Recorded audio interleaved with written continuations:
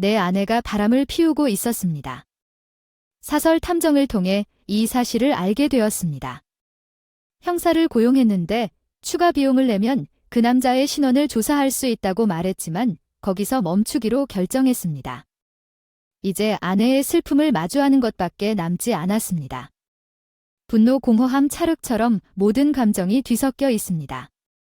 제 이름은 마이클입니다. 중매 웹사이트에서 제 아내 루시를 만났습니다. 그녀는 고급스러운 느낌을 받았고 그녀가 미소를 지으며 보조개를 보였을 때 저는 1년 동안 데이트한 후 즉시 반해버렸습니다. 결혼한 우리 결혼식은 모두에게 축복받은 행복한 행사였습니다. 루시는 새하얀 우딩 드레스를 입고 멋져 보였고 저는 평생 동안 이 신부를 보호하겠다고 다짐했습니다. 그러나 결혼한 지 1년이 지나자 루시에게 뭔가 문제가 있다는 것을 알았습니다. 요즘 화장을 많이 하고 향수 냄새가 난다. 예뻐지고 싶어서 다행인데 갑자기 글램업이 눈에 띄고 내 앞에서는 휴대폰 사용을 중단하고 마치 누군가와 몰래 연락을 주고받는 것 같았다. 그런 그녀를 보며 상상도 할 수 없는 일이 일어났다는 생각이 들었습니다. 거실 조용히 울고 하얀 테이블에 눈물이 떨어졌다. 이 테이블은 루시와 내가 결혼하기 전의 순간이었어. 매일 맛있는 음식을 준비해서 이 마구간 위에 올려두고 싶다. 루시가 그녀와 함께 웃으며 하는 그 말이 너무 기뻤다. 귀여운 보조개. 그래서 눈물이 멈추지 않았어. 내일 올 아내를 기다리느라 밤을 새웠어. 문 열리는 소리가 들렸어. 루크가 집에 들어와서 거실에 있는 나를 보고 살짝 펄쩍 뛰어더 와우, 너 여기 있었지? 회사에 있지 않았어. 나 오늘 하루 쉬었어. 루시가 말했지. 아, 그렇구나. 그리고 물건을 치우러 가려고 했는데 내가 멈춰 섰어. 미안해요. 루시가 여행을 가느라 너무 피곤해서요. 계속 가다가 불륜 사진을 하얀 탁자 위에 흩뿌리자 얼굴이 창백해졌어. 이 사람 누구야? 이 분노와 슬픔의 목소리가 떨려요. 루시는 처음에는 창백해졌으나 점점 무표정해진 하얀 탁자, 우리 사랑으로 가득 차서 매일 맛있는 식사를 약속하고 이제는 그녀의 불륜의 증거가 늘어서 있었습니다. 그 사랑스러운 보조개 뒤틀린 순간 소름이 돋았어. 아, 뭐 고양이가 가방에서 나왔어. 넌 아무것도 모르니까 무사할 줄 알았는데. 루시의 차갑고 낯선 말투에 말문이 막혔다. 그녀는 무심코 여행 가방을 바닥에 떨어뜨리고 꺼냈다. 휴대폰 내가 소개할까? 그렇게 알고 싶으면 갑자기 전화를 하기 시작했어. 야, 미안은 그 사람이 알아차린 것 같은데 우리 집으로 올 수 있니?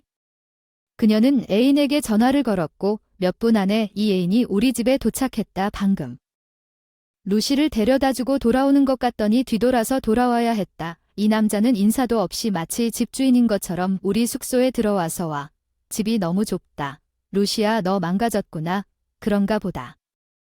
분명히 그 사람이 형사를 고용한 것 같은데 와, 진짜 소름 끼치네. 그 사람들은 내 앞에서 서로 뒹굴며 불륜을 뽐내고 있었어. 악몽에 갇힌 것 같아서. 마이클, 나 이 남자랑 결혼할 거야. 헤어질 수 있을까? 루시가 그렇게 말했고 내가 완전히 혼란스러운 것 같았고 그녀는 돈이 충분하지 않다고 나를 비난했습니다. 간단히 말해서 그녀는 자신의 회사를 소유한 부유한 남자에게 나를 떠나는 것이었습니다. 실제로 그녀의 애인은 그에 대해 그 유보 풍부한 머리카락을 가지고 있었습니다. 그는 단지 내 브랜드를 사랑하는 아내의 유형이었습니다. 내 아내를 훔쳐간 그 사람의 멱살을 잡아야겠다고 생각했는데 그 사람은 너무 위압적인 표정을 하고 있어서 내 밑에서 다리가 늘어져 한심하게도 루시는 우리의 미래에 대해 이야기할 때에도 전혀 후회하는 기미를 보이지 않았다.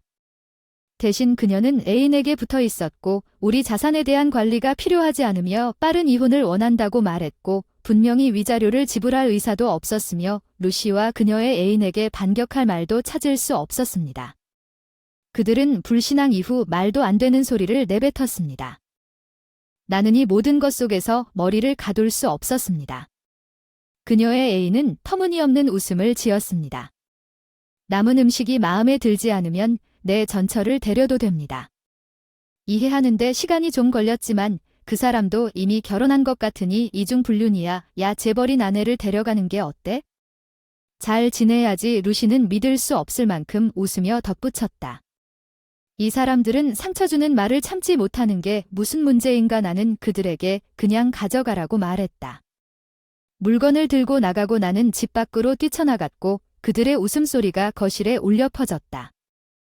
나는 단지 최대한 멀리 도망치고 싶었고 젠장 젠장 젠장. 그때 눈물로 흐려진 눈을 닫고 있었는데 그럴 수가 없었다. 봐. 앞에 사람과 세게 부딪혔어. 비명소리가 들려서 바로 사과했다. 마주친 여자였다는 걸 알고 깜짝 놀랐다. 그 여자도 울고 있었다. 집 앞에 서서 울고 있는 여자 직감이 실례했다. 혹시 안에 들어간 남자의 아내인가요? 나는 놀란 표정으로 그 여자에게 물었다. 손수건으로 눈물을 닦고 조용히 고개를 끄덕인 후 우리는 얘기를 하기로 하고 다른 여자의 이름이 밝혀진 근처 카페로 향했다.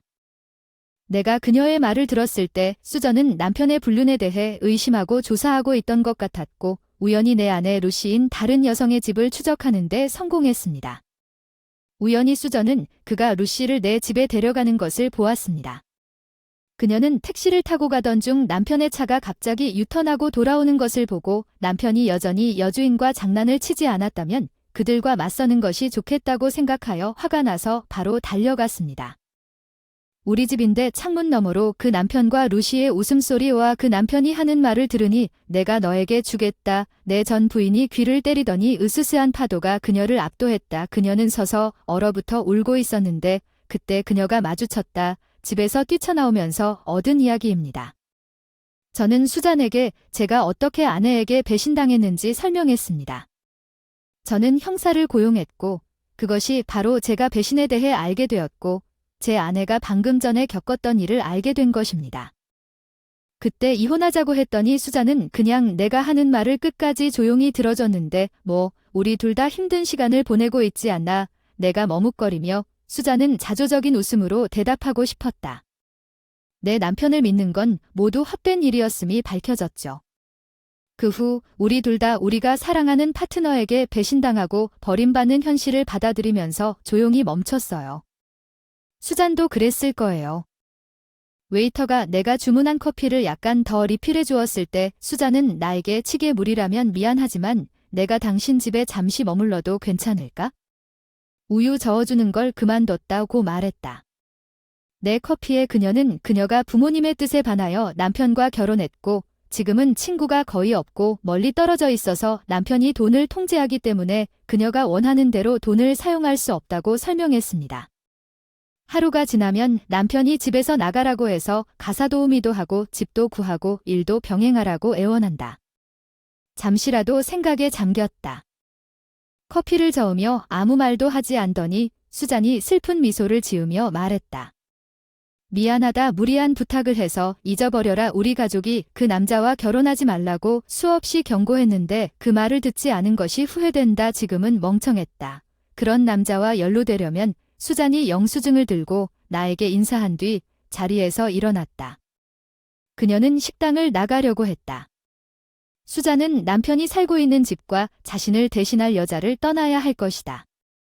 내 아내 루시인가 수잔이 지나갈 때 도와줘야 할 의무가 있어서 나는 손을 잡았다. 수잔은 놀란 듯 나를 쳐다보며 손이 얼어붙었고 솔직히 말해서 나는 집안일을 잘 못해서 더 꽉 잡았다. 도움을 주셔서 감사합니다. 제가 수잔이 대답했다고 웃으면서 말했습니다. 그게 살아있는 자세인가요?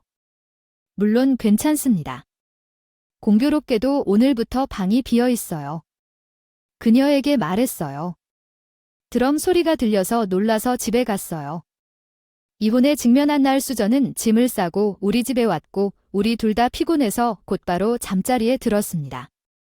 다음 날 아침에 수전을 루시의 방에서 자게 했고 눈을 떴을 때 시계는 오전 6시를 가리켰습니다. 평소에는 잠을 좀 더 자고 싶은 생각이 들었지만 좋은 냄새가 나를 거실로 이끌었습니다. 놀랍게도 테이블 위에 아침 식사가 놓여 있었습니다. 좋은 아침입니다. 수전이 앞치마를 입고 난로 앞에 서서 말했습니다. 잠깐만. 수전이 이걸 다 만들었나요? 내 입맛에 맞을지는 모르겠지만 먹고 나면 맛있다고 감탄을 금할 수 없다. 너무 오랜만이라 정말 행복했어요. 그리고 여기 당신을 위한 도시락이 있어요. 나중에 직장에서 도시락을 열었을 때 나도 모르게 그녀가 이미 도시락을 준비하고 있어서 놀랐어요. 음식이 아름답게 배열되어 있고 심지어 아침에 먹을 야채까지 들어있어요. 균형 잡힌 식사. 수잔님의 배려심이 돋보이고 동료들이 칭찬까지 해주셔서 오늘 점심 정말 맛있네요. 와이프 대단하네요. 라일리 웃으면서 바로 대답하고 아침 저녁으로 균형 잡힌 식사를 하니 효과가 있더라고요. 일을 하면서 잇따라 새로운 고객을 유치하기 시작했고 그달 최고 매출로 이어졌습니다. 솔직히 말해서 수잔이 먼지 한 점 없는 집으로 집에 돌아온 덕분에 제 자신도 놀랐습니다. 완벽한 살림의 증거였고 그것은 수잔의 집이었습니다. 어서 오세요라고 웃으며 긴 하루였나 점차 용기를 얻었고 아침 저녁으로 수잔과 이야기를 나누던 시간은 어느 날 전처의 배신으로 상처받은 마음을 치유하는 시간이 되어 고마운 마음을 전하기 위해 그녀를 식사에 초대했다. 기분 전환으로 외식하는 게 어때? 내가 내 집에 머물면서 이렇게 멋진 곳으로 갈 생각해서 미안해. 수잔은 미안하다고 말했지만 나는 반대로 고개를 저었다. 그럴 수 있어서 미안해. 이 이상은 하지 마세요. 식사가 거의 끝나갈 무렵 수잔이 얼굴이 붉어지고 깜짝 놀랐다고 말했을 때 수잔이 해주신 모든 일에 진심으로 감사드립니다. 전 남편이 위자료를 청구했다는 서류를 보여줬는데 변호사와 상담해서 위자료 청구 절차를 시작한 것 같아요. 전 남편이 약간의 불만을 갖고 있었는데 제가 위자료를 받고 있어서 무사히 위자료를 받을 수 있었던 것 같아요. 비슷한 시기에 나는 수잔도 그녀의 것을 얻을 것이라고 예상했습니다. 나는 돈을 좀 벌었기 때문에 이제 아파트를 빌릴 여유가 생겼습니다. 수잔은 나에게 고개를 숙이면서 말했습니다. 마이켈은 허락해 주셔서 정말 감사합니다. 나 같은 낯선 사람은 내 집에 있어 잠시 침묵했다가 금방 미소를 지었다. 내가 고마워해야 할 사람 수잔, 이 모든 일을 이겨낼 수 있게 도와줘서 정말 고마워. 그리고 고개를 숙이고 고개를 들었다.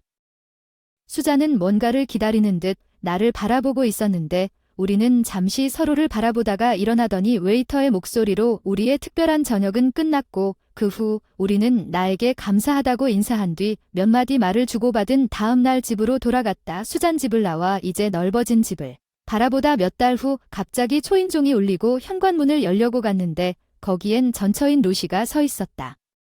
내가 낮은 목소리로 물었을 때 루시는 움찔했고 어떤 이유에서인지 눈물이 그녀의 얼굴에 흘러내리기 시작했습니다. 마이켈, 미안해요. 루시는 나에게 계속해서 사과했고 놀랍게도 그녀는 그녀가 받고 싶다고 말하면서 끔찍한 말을 했습니다. 다시 함께 루시는 내 반응을 기다리지 않고 계속해서 그녀의 상황을 설명했습니다. 분명히 그녀의 애인의 사업은 나를 무시했음에도 불구하고 불과 몇 달 후에 그의 회사는 파산했고 프로이드는 그녀의 애인에 대해 어떤 공격도 느끼지 않았고 나는 신경도 쓰지 않았습니다. 루시가 내 앞에서 우는 게 짜증나서 제발 마이클 다시 시작하자. 루시가 눈물을 흘리며 간청하는 동안 나는 어떻게 그녀를 보낼지 고민만 하다가 휴대전화가 울렸다. 수잔이었어. 바로 대답했어. 안녕. 수잔이 도와달라고 소리쳤어. 분명히 그녀의 전남편이 집 앞에 있는데 계속 소리 지른다. 화해하자. 나는 그녀에게 간다고 말했다. 기다려라. 나는 신발을 신고 문을 열었지만 루시는 나를 잡아당기며 문 밖으로 따라 나왔다. 내 옷 제발 기다려가지 마. 날 버리지 마. 어린아이처럼 투덜대던 루시를 노려봤어. 내 분노에 그녀는 천천히 내 손을 놓쳐버렸어. 천천히 현관문을 잠갔어. 루시가 돌아올 길이 없었어. 그리고 이제 미안하지만 난 더 이상 당신을 사랑하지 않아요. 알겠습니다. 난 침을 뱉고 수잔의 집으로 급히 달려갔습니다. 수잔의 아파트 앞에 서 있는 것은 그녀의 전남편이었고 그가 알아차렸을 때 외도 중인 다른 남자였습니다. 나한테 그 사람 입이 벌컥 열렸다가 다물렸는데 난 그냥 그 사람을 쳐다보고 수잔이라고 불렀어. 나야, 방금 너희 집 문에 도착했는데 문이 터지더니 수잔이 튀어나와 나를 껴안았어. 나는 그녀의 머리를 조금 쓰다듬은 뒤 제안했다. 잠깐 나가서 그녀의 손을 잡는 건 어때? 다른 남자가 소리쳤어. 잠깐. 수잔, 다 내 잘못이야. 용서해줘. 수잔은 회사도 지위도 잃은 남자의 불쌍한 울음소리에 귀를 막았다. 루시가 쌀쌀한 미소로 말하곤 했던 것과 똑같은 말. 나는 다른 남자에게 돌아섰다. 내가 그렇게 외롭다면 내 전처인 루시를 데려가라. 불행은 회사를 사랑하고 수잔과 결혼할 예정이다. 절대 얼굴을 보여주지 마라. 다시 우리, 그 말에 나는 수잔의 손을 꼭 잡고 그 자리를 떠났다. 우리는 근처 공원 벤치에 앉았다. 드라마 속 한 장면 같은 느낌이 들었다. 수잔은 웃으며 아직도 그 손을 잡고 있다는 것을 깨닫고 미안하다고 서둘러 놓으려고 했다. 그런데 아까 내가 결혼하고 싶다고 한 말이 내 손을 꼭 잡았어. 사실이야. 조금 놀랐지만 각오로 내 두 손을 잡았지. 사랑해. 수잔의 뺨에 눈물이 흘렀어. 나도 같은 마음이야. 1년 후 우리는 공식적으로 결혼했고 이제 함께 살고 있습니다. 수잔은 슈퍼 가사 도우미로 성공하고 있습니다.